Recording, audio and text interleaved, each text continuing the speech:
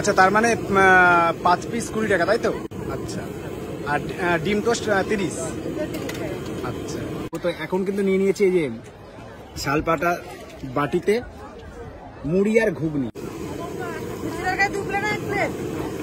আচ্ছা, তার মানে 5 পিস 20 টাকা, তাই তো? আচ্ছা, আর ডিম টোস্ট 30। আচ্ছা,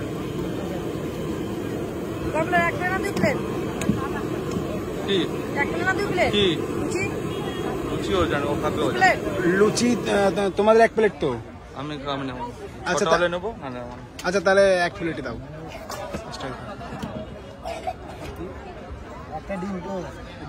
হ্যাঁ হ্যাঁ,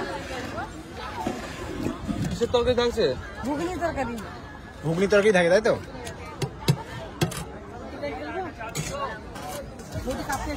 হ্যাঁ হ্যাঁ, দিদি ডাস্টবিন আছে, কোথায় দিব?